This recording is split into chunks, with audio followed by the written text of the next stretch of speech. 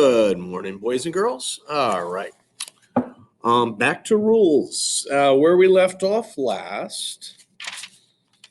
Let's see. Catherine and Christy were at the pond, and they were on the float, and that's when Ryan was ended up being there, and Catherine wasn't too happy about that. And then an awkward situation happened. The two of them were going to be going to this dance over at the rec center.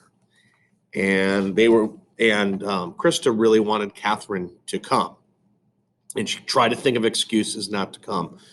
So let's see how this goes. All right. Solving one problem can create another. Let's see here. I look over the top of my sketchbook at Jason's mother standing alone. Before I can ask where Jason is, she opens the door and he comes into the waiting room on his own. He has a new wheelchair with a joystick on the armrest. His fingers circle the joystick, and the wheelchair whirs past the front windows, across the carpet, and right up beside me. Wow! I toss my sketchbook on the waiting room couch. How wonderful, Mom says. He never wanted a motorized chair before, Mrs. Morehouse smiles at Mom, but lately he wants to do lots of things for himself. He's even doing his hand exercises again. Jason reddens, flipping open his communications book. And since his birthday is this weekend, Mrs. Morehouse continues, his father and I knew this would be a perfect present for him. This is cool. I lean close for a good look. How's it work? Jason positions his hand on the joystick, and the chair surges a foot forward, then back. Catherine, walk outside. Me too. Want to take a walk outside? I glance at his mother. With me? Take my cell phone. She opens her purse. Call here if you need help. The phone number is on those business cards at the reception desk. The receptionist circles the phone number on the card, but even with the number, the cell phone, 2 blank cards, and a pencil in my pocket, I don't feel prepared. What if I can't help him, or he needs something, and I can't understand him? Hold the door open, and on his 4th try, Jason makes the turn around the door frame.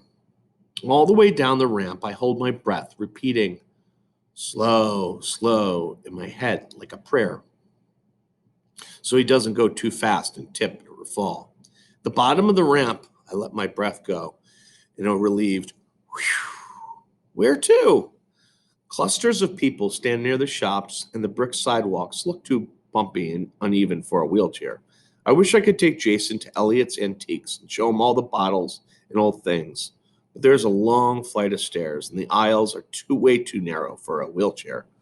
Water? Jason taps. You need a drink? Go to water. Between the buildings, waves glitter with sun diamonds. I scan the route for problems. Down the parking lot, watch out for broken tar and sewer grate. Cross the street, easy. Go to the driveway at Otis Hardware and use a little ramp to the curb. Sharp turn. Down the sidewalk in front of Coastal Marine Supply. Looks good from here. After that, smooth pass run all the way through the waterfront park. Home free. I glance back to the clinic. Mom and Mrs. Morehouse wave from the window. Okay, but we can't stay long. Your mom will be mad if you miss speech. Whatever, speech. I walk beside his wheelchair and imitate the speech woman. Well, Jason, I guess your day stinks, eh? Footsteps pound behind us, and 2 women jog by, one on each side of Jason and me. One of the women gives Jason a soft-eyed, pity look. Watching the soles of their sneakers running away, I push my hands into my pockets, touching my pencil, the business card, and the flat-top buttons on Jason's mother's cell phone. Maybe I shouldn't have agreed to go so far. As we reach this crosswalk, a car stops for us. I stare at the curls of hair on the back of Jason's neck as we cross the street. An old couple stands at the curb, the woman hunting for something in her purse. Excuse me, I said. We need the ramp. Oh, sorry. The man glances at Jason's legs. They move on, and the woman's still searching for in her purse. I walk ahead on the sidewalk, kicking away pine cones and rocks and sticks so his chair won't get stuck on them. When I turn back, Jason's coming up behind me, his finger resting at sharp angles on his communication book, his eyes fixed on the water. It's beautiful, isn't it? I say. He nods. More than awesome. What? What word means more than awesome? Yes. Looking across the sun-dazzled waves, I have no word.